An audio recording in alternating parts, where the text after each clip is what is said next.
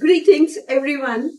In an earlier video, I had discussed about SLDs, the way their brain processes information and how their brain functions in a slightly different way as compared to yours and mine. Okay, so now when we're talking about any SLD, dysgraphic, dyscalculic, dyslexia, any other, the end product of that information which is presented, we can manage to make it as is done by the majority of us, you and me.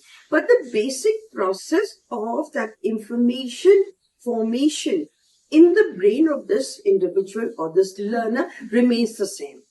So you cannot change the basic way in which an individual with dysgraphia will process the information.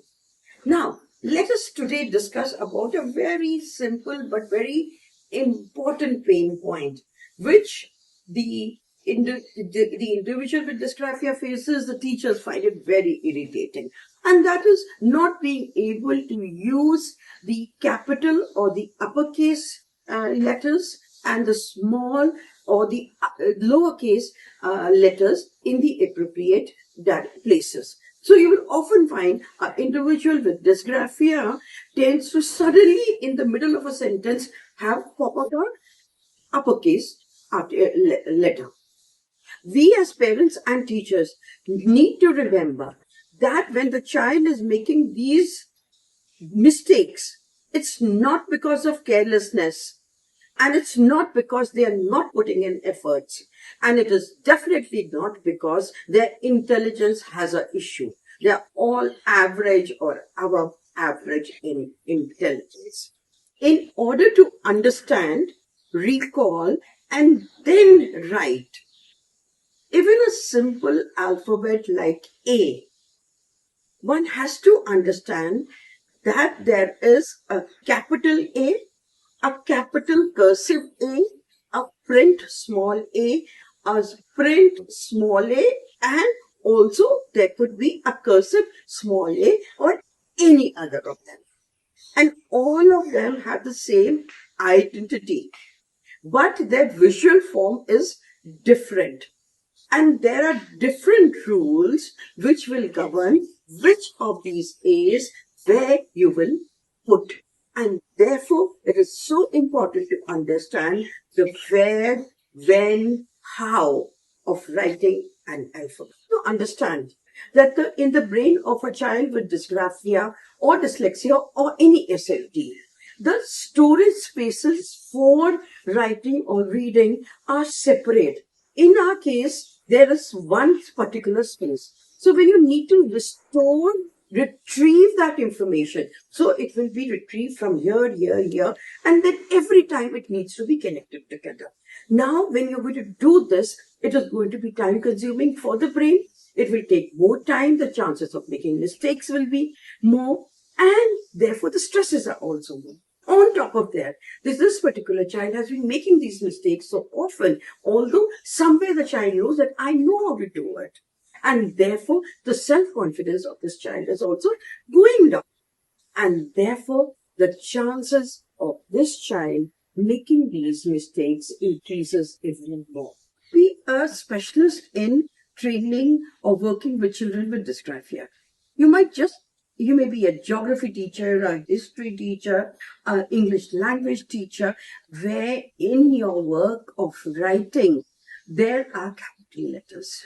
So geography has a lot of capital letters because countries and places, etc. There. In history also, there are so many names. In English, of course, we have to be very considerate about using the right capital letters as and where required. Now, all these teachers, all of us in an inclusive general classroom can guide the children to this. Now, a child has reached class 8, but still does not understand where to use a capital letter or where to use a small letter. You really don't have to send them to the resource room or the special education center. Within the class itself, you can just repeat these particular rules.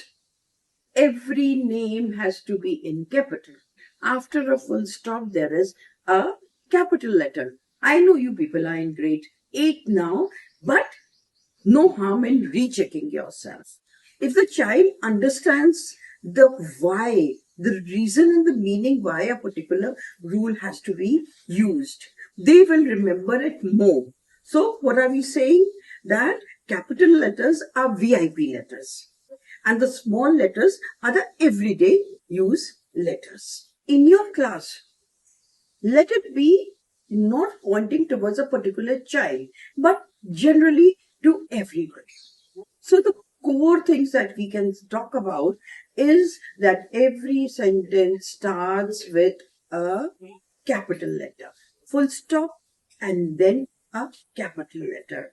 Or if it is the name of people, then capital letters. If it is name of a city, a country, a school, then capital letter.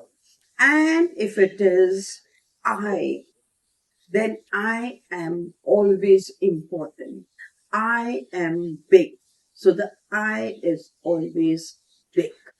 You know, using color coding is extremely effective for dysgraphia. When you're teaching them, even a simple thing as where to use a capital letter, where to use a small letter.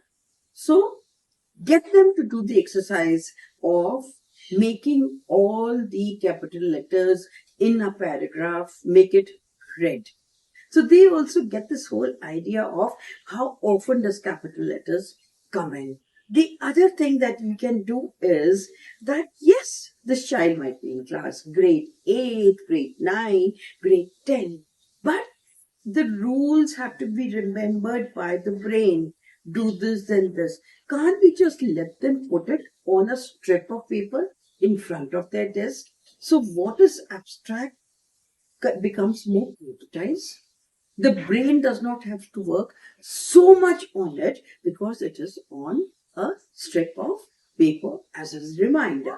So it will say, start a sentence with a capital, name, place, and I put it on a strip.